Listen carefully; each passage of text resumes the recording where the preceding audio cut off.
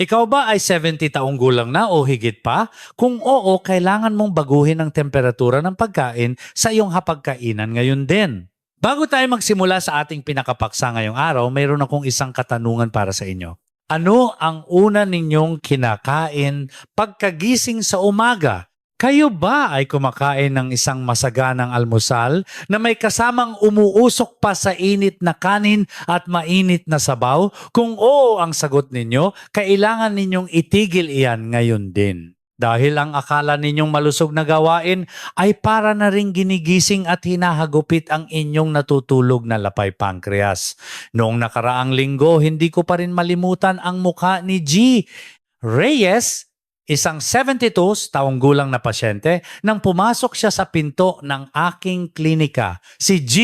Reyes ay isang kagalang-galang at masipag na Ginoo na ginugol ang kanyang buong buhay sa pagtuturo sa mga bata bago magretiro.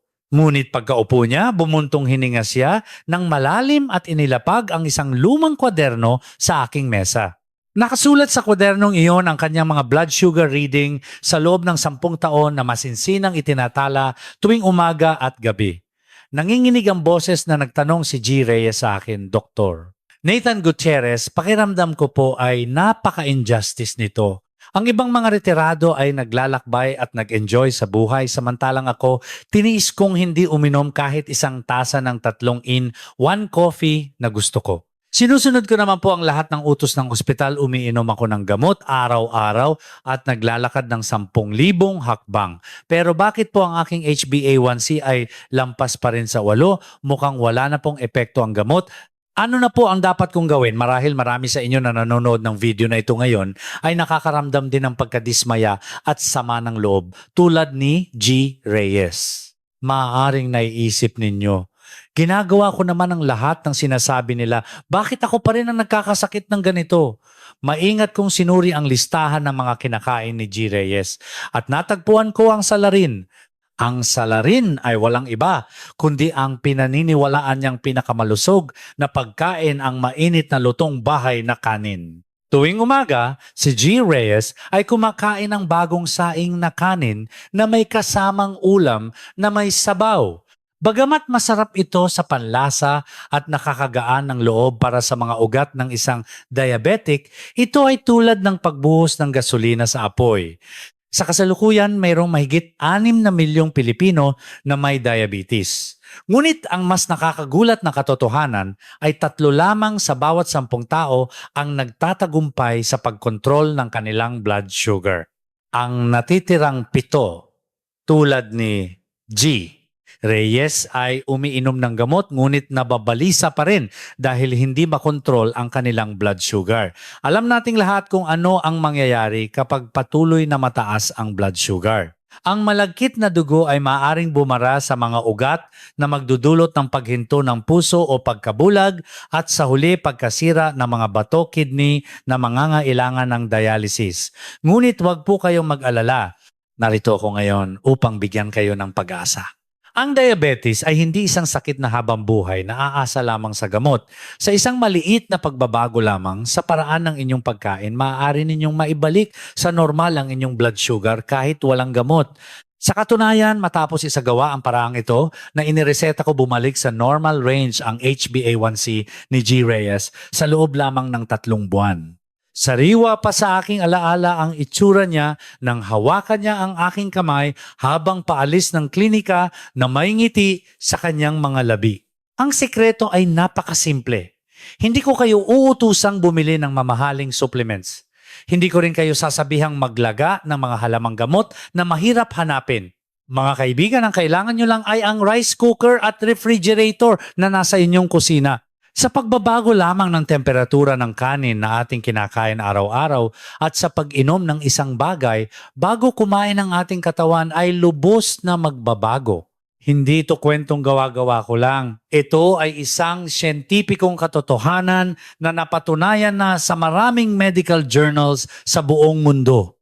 Kung tatapusin ninyo ang video na ito, malalaman ninyo ang 3 sikreto na kahit ang mga doktor ay palihim na ginagawa kapag sila ay kumakain Ito ay mga napakadali at malinaw na paraan na maaari ninyong simulan bukas na bukas din sa pagtatapos ng video na ito.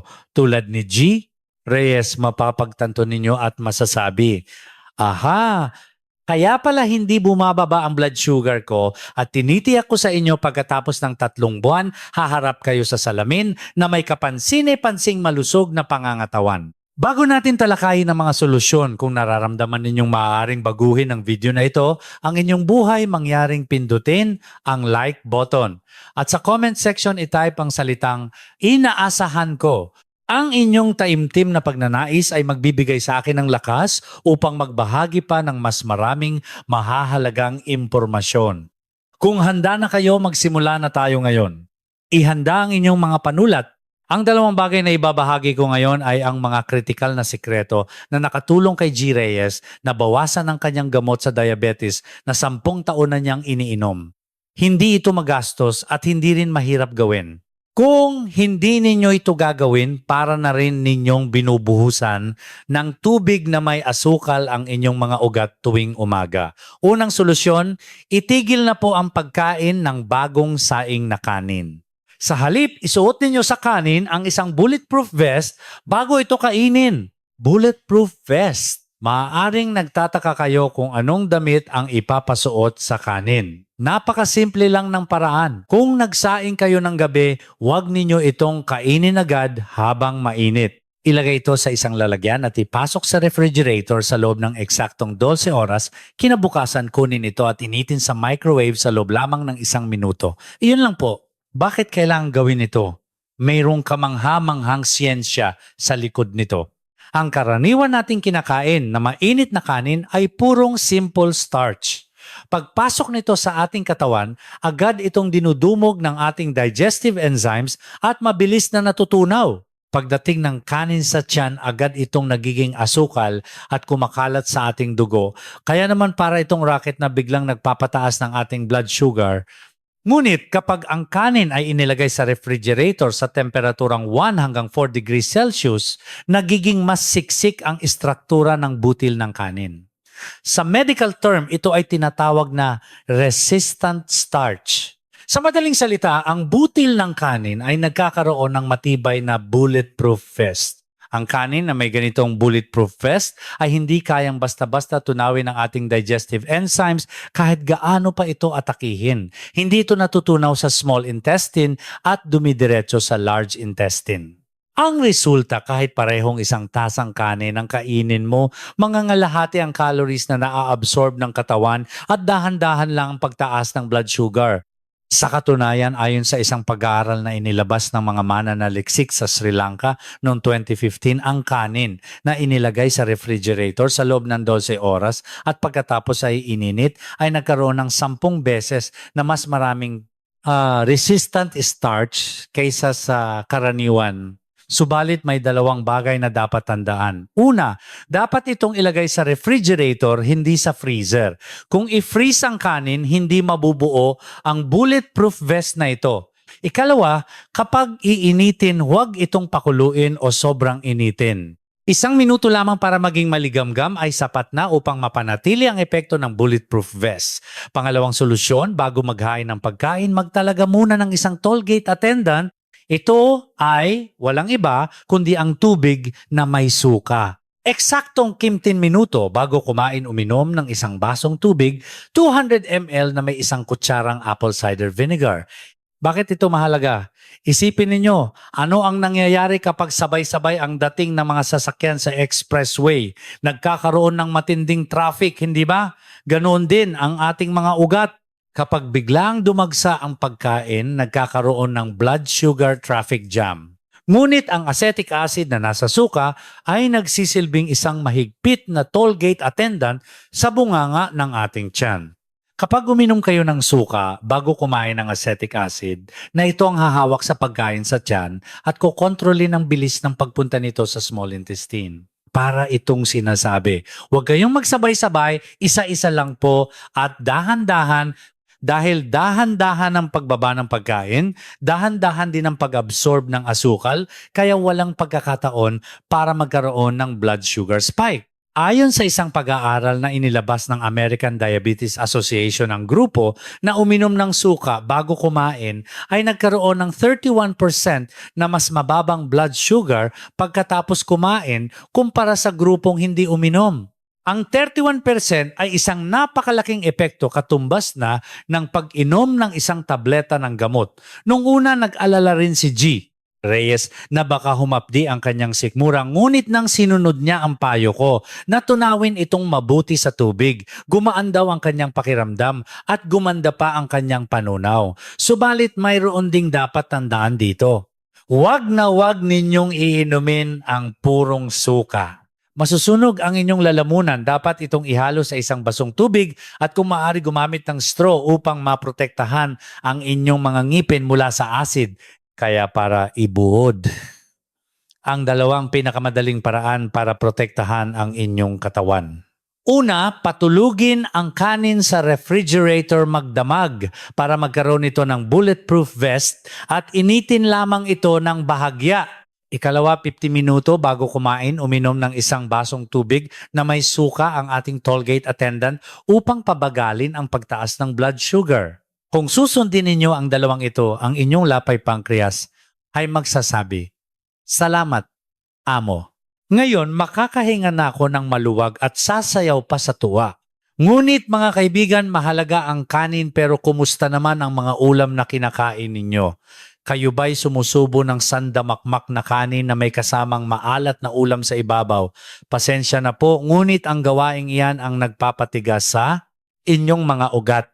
Sa susunod na bahagi, tatalakay natin kung ano ang dapat kainin at sa anong pagkakasunod-sunod para habang buhay na hindi tumaba at hindi magalala sa blood sugar.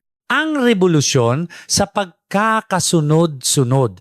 Kung naging kapaki-pakinabang ang impormasyong ito, mangyaring ibahagi ang video na ito sa inyong mga mahal sa buhay at kaibigan.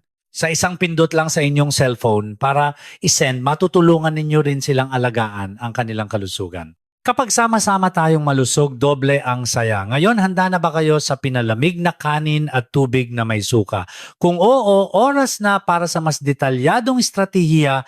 Kahit pare-pareho ang sangkap, ang paraan ng pag-aayos at pagkakasunod-sunod ng pagkain ay magdudulot ng malaking pagkakaiba sa inyong blood sugar.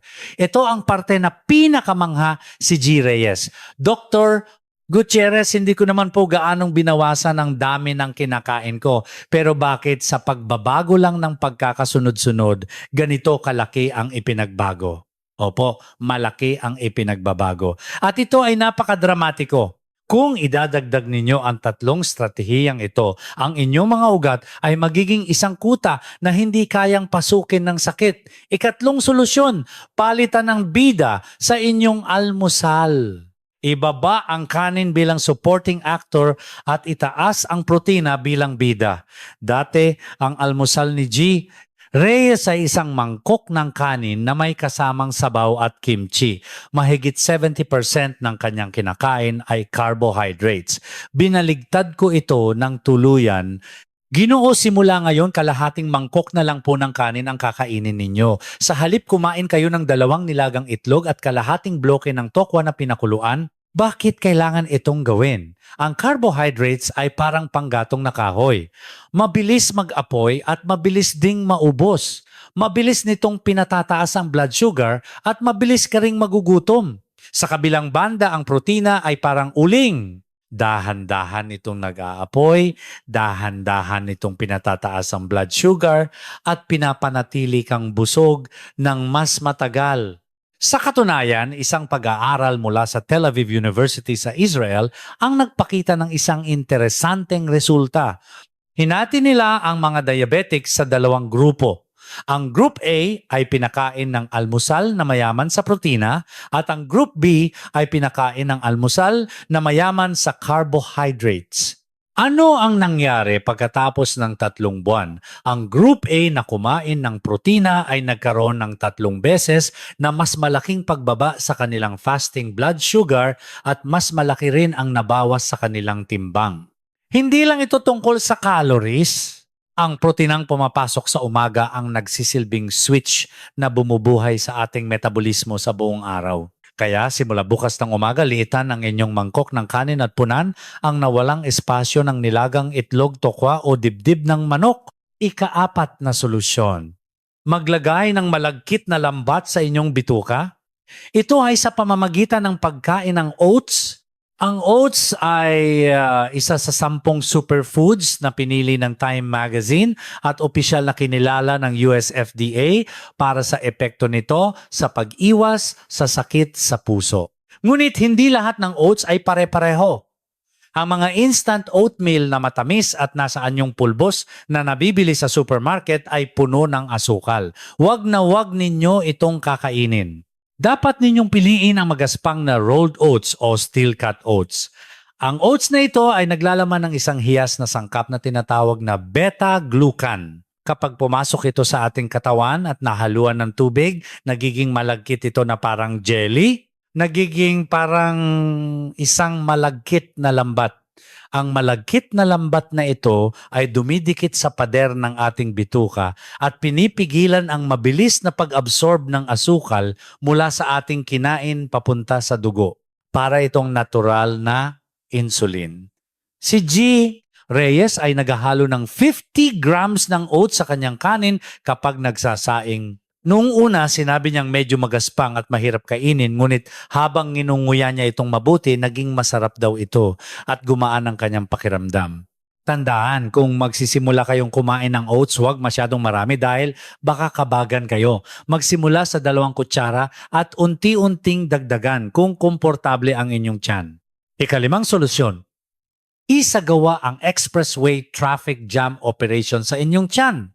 Ano ang ibig sabihin nito? Sa pagbabago lang ng pagkakasunod-sunod ng pagkain, harangan ng daan para hindi makatakbo ng mabilis ang blood sugar. Napakasimple lang ng formula. Gulay, protina, kanin, unahin ang gulay, sunod ang protina at huli ang carbohydrates. Sundin ito na parang batas. Pagkaupo sa hapagkainan, ubusin muna ang isang platitong gulay o ensalada.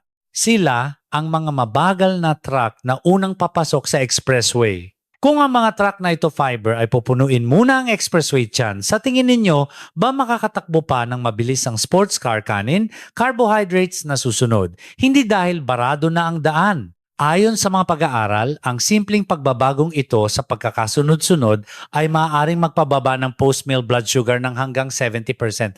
Napakalaking numero ng 70%. Noong una sinabi ni G. Reyes na naiilang siyang kainin ng hiwalay ang kanin at ulam, ngunit ngayon ay naging ugali na niya na laging inuuna ang gulay bago sumubo ng kanin. Subukan ninyo ito mamayang gabi. Ito ang pinakamahusay na paraan para kontrolin ang blood sugar ng walang gastos. At ang ika-6 at huling solusyon, lutasin ang misteryo ng mataas na fasting blood sugar sa umaga. Dr. Gutierrez, konti lang naman ang kinain ko sa gabi at nag-ehersisyo pa ako, pero bakit mataas ang blood sugar ko tuwing umaga? Marami ang nakakaranas nito. Kapag ganito, kailangan ninyong maglaan ng isang araw para mag-alarm ng 300 ng madaling araw at sukatin ang inyong blood sugar. May 2 posibleng dahilan. Isa ay ang Somogy effect. Dahil sobrang bumaba ang inyong blood sugar sa gabi, hypoglycemia ang katawan ninyo ay naglalabas ng asukal mula sa atay bilang emergency response. Kung mababa ang inyong blood sugar ng 300 AM, kailangan ninyong uminom ng isang basong gatas o kumain ng ilang pirasong mani bago matulog para maiwasan ang hypoglycemia sa gabi. Sa kabilang banda, kung mataas pa rin ang inyong blood sugar ng 300 AM, ito ay ang tinatawag na dawn phenomenon. Maaaring dahil ito sa hormones o sa sobrang dami ng kinain ninyo noong gabi. Sa kasong ito, kailangan ninyong bawasan pa ang inyong hapunan. Kung hindi ninyo aalamin ang dahilan at basta na lang magpapagutom, lalo pang tataas ang inyong blood sugar. Hanggang dito, mabilis tayong tumakbo. Pinalamig na kanin, tubig na may suka, almusal na mayaman, sa protina lambat ng oats, pagkakasunod-sunod na gulay, protina, kanin, at pag-check ng blood sugar ng 300 AM. Malinaw ba ang lahat ng ito sa inyong isipan? Marahil iniisip ninyo, maganda lahat. Pero paano ko gagawin lahat ito sa isang araw? Huwag mag-alala. Sa susunod na bahagi, ipapakita ko sa inyo ang eksaktong daily schedule na sinusunod ni G. Reyes mula paggising hanggang bago matulog. At sasagutin ko rin ang inyong mga katanungan tulad ng maganda raw ang cinnamon. Pwede ba akong uminom o bawal ba talagang kumain ng prutas? Kung nakakatulong ang video na ito, mangyaring pindutin ang subscribe button at ang notification bell. Ang isang click ninyo ay malaking tulong para makagawa pa ako ng mas maraming kapakipakinabang na health videos. Ngayon, handa na ang lahat. Kahit naintindihan ninyo ang mga naunang paliwanag, maaring paggising ninyo bukas ay hindi ninyo alam kung saan magsisimula. Kaya dinala ko ang eksaktong daily schedule na ginawa ko para kay G. Reyes. Idinikit niya ito sa pinto ng kanyang refrigerator at sinunod na parang isang sundalo sa isang operasyon. Sundan ninyo lang ang daloy na ito. 6:00 a.m. paggising. Uminom agad ng isang basong maligamgam na tubig. Ito ang magsisilbing panimulang makina para palabnawin ang malagkit na dugo sa magdamag at buksan ang refrigerator. Kunin ang kanin na inilagay ninyo kagabi at initin sa microwave sa loob lamang ng 1 minuto. Tandaan, dapat maligamgam lang at hindi sobrang init. 7:00 a.m. paghahanda ng almusal. Ito ay 15 minuto bago kumain. Ito ang golden time. Sa isang basong tubig, ihalo ang isang kutsarang apple cider vinegar at inumin gamit ang straw. Itinatalaga na natin ang ating toll gate attendant. Sa loob ng 5 minutong ito, maaari kayong magpunta sa banyo o gumawa ng magaang stretching. 7:15 a.m. Simula ng pagkain. Sa hapagkainan ay may nakahandang gulay, 2 nilagang itlog, kalahating bloke ng tokwa at kalahating mangkok ng pinalamig na kanin na may halong oats. Huwag munang hawakan ang kutsara. Gamitin ang tinidor para kunin muna ang mga gulay. Nguyaing mabuti pagkatapos ay kainin ang itlog at tokwa. Kapag medyo may laman na ang tiyan, saka ninyo kainin ang kanin bilang panghuli. Ang oras ng pagkain ay dapat hindi bababa sa 20 minuto. Kailangan ng ating utak ng 20 minuto para maipadala ang signal na busog na tayo. Ganon din sa tanghalian at hapunan, kakain sa labas. Huwag mag-alala. Pagdating ng kanin sa restaurant, buksan ng takip at hayaang lumamig ng kaunti. Ubusin muna ang ensalada o gulay na kasama sa ulam at kainin ang kanin bilang huli kalahati lang. Isang magandang paraan din ang magdala ng maliit na bote ng suka para ihalo sa tubig. Ayon kay G. Reyes, kahit kasama niya ang kanyang mga kaibigan, palihim siyang umiinom ng tubig na may suka para hindi masabihang maarte. 9:00 p.m. bago matulog. Kung kayo ay isa sa mga taong nagkakaroon ng hypoglycemia sa madaling araw na nagre-resulta sa mataas na blood sugar sa umaga, uminom ng kalahating basong gatas o kumain ng 2 pirasong walnuts bago matulog. Kung hindi naman pinakamainam na matulog ng walang laman ng tiyan. Saglit lang po. Ibabahagi ko ang 2 pinakamadalas na tanong ng mga pasyente sa aking klinika para maging malinaw ang lahat. Unang tanong, Dr. Gutierrez, maganda raw po sa blood sugar ang cinnamon. Pwede po ba akong uminom ng pinakuluang cinnamon? Opo, makakatulong ito. Ang cinnamon ay isang mahusay na katulong para gumana ng maayos ang insulin. Ngunit kailangan ninyong maging maingat. Ang mga murang cinnamon na karaniwang nabibili sa supermarket ay kadalasang cassia cinnamon. Ito ay may sangkap na kumarin na kung iinumin ng matagalan at maramihan ay maaaring maging lason sa atay. Tiyaking bumili ng Ceylon cinnamon o Sri Lankan cinnamon mula sa mga specialty store o online. Ito ay may mababang kumarin content kaya ligtas. Gayunpaman, huwag sosobrahan. Kalahating kutsarita lamang sa isang araw na hinalo sa tubig ay sapat na. Ngunit tandaan ang cinnamon ay pantulong lamang. Kung ang tamang pagkain ay 90 puntos, ang cinnamon ay 5 puntos lang. Pangalawang tanong, talaga po bang bawal kumain ng prutas? Kahit isang hiwa ng mansanas, lason na po ba?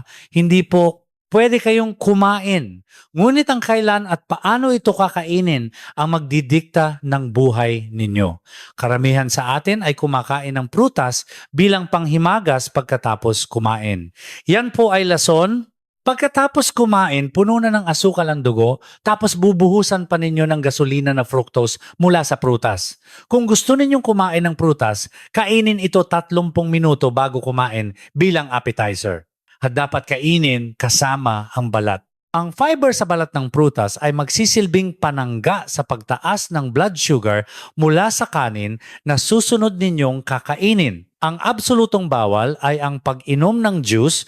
Kapag ginawang juice ang prutas, nasisira ang lahat ng fiber at purong tubig na may asukal na lang ang natitira para na kayong naghagis ng bomba sa inyong mga ugat. Kalahating mansanas, isang hiwa ng peras kainin kasama ang balat bago kumain. Ngayon, naibahagi ko na ang buong daily routine ni G. Reyes at ang tamang paraan ng pagkain ng cinnamon at prutas. Kumusta? Hindi naman pala gaanong mahirap, hindi ba? Hindi ito para sa mga atleta lang. Kung nagawa ng 72 taong gulang na si G. Reyes, tiyak na kaya ninyo rin. Ang unang linggo ang pinakamahirap. Maaaring manibago kayo sa pagkain ng malamig na kanin at maasim na tubig na may suka. Ngunit tiisin ninyo lang ito sa loob ng isang linggo. Pagkatapos ng isang linggo, kapag nakita ninyo sa inyong glucometer na bumababa na ang numero, lahat ng paghihirap ay magiging sulit. Para sa mga taong may lakas ng loob na simulan ito ngayon, mag-comment ng gagawin ko sa comment section. At i-like din ang mga komento ng iba para suportahan ng isa't isa. Kung mag-isa ka, mabilis kang makakarating. Ngunit kung magkakasama tayo, mas malayo ang ating mararating. Napakaraming mahahalagang bagay ang napag-usapan natin ngayon. Normal lang na makalimutan ang mga ito. Kaya para matatak sa inyong isipan, muli kong ibubuod ng malinaw ang 3 pinakamahalagang puntos. Una, suotan ng bulletproof vest ang inyong kanin at magtayo ng toll gate sa inyong tiyan. Huwag kainin ang bagong saing na kanin mamayang gabi. Kumuha ng isang mangkok, ilagay sa refrigerator sa loob ng 12 oras at initin ng 1 minuto bukas ng umaga. At 15 minuto bago kumain, ugaliing uminom ng 1 basong tubig na may 1 kutsarang suka. Ang maliit na gawaing ito ang pinakamalakas na panangga laban sa blood sugar spike. Ikalawa, palitan ang bida sa inyong hapagkainan at gamitin ang expressway traffic jam operation. Sa umaga, bawasan sa kalahati ang kanin at punan ang espasyo ng itlog, tokwa at oats. Kapag kakain, laging unahin ang gulay, sunod ang protina at huli ang kanin. Ang fiber at protina ang hahawak sa inyong blood sugar para hindi ito sumipa pataas. Ikatlo, pakinggan ang inyong katawan at itala ang mga pagbabago. Kung mataas ang inyong fasting blood sugar sa umaga, huwag basta-basta magpagutom. Mag-alarm ng 3:00 AM at alamin ang dahilan. Kailangan ninyong malaman kung ang katawan ninyo ay lumalaban sa hypoglycemia o nahihirapan dahil sa sobrang dami ng kinain ninyo noong gabi. At tulad ni G. Reyes, isulat sa isang kwaderno ang mga pagbabago araw-araw. Kapag nakikita mo, ginagawa mo. At kapag ginagawa mo, tiyak na may magbabago. Naniniwala ako sa inyo, kayo ay mga kahanga-hangang tao na nag-alay ng buhay para sa inyong pamilya. Ngayon oras na para ibuhos ang pag-aalagang iyon sa inyong sariling katawan. Karapatan ninyong maging malusog. Ang tanging dahilan kung bakit ako gumagawa ng mga video na tulad nito ay iisa lang, gusto kong makita kayong nakangiti at masayang kasama ang inyong pamilya sa hapagkainan, hindi sa kama ng ospital sa loob ng mahabang panahon. Sana ang video na ito ay nagbigay ng pag-asa para sa isang mas malusog na bukas. Kung nakatulong ito, mangyaring pindutin ang subscribe button at ang notification bell. Ang isang click ninyo ay napakalaking tulong para makagawa pa ako ng mas maraming kapakipakinabang na video. Kung mayroon kayong mga katanungan, huwag mag-atubiling mag-iwan ng komento. Susubukan kong sagutin ang mga ito sa abot ng aking makakaya. Mula sa Alaga sa Katawan, ito po si Dr. Nathan Gutierrez, ang inyong family doctor.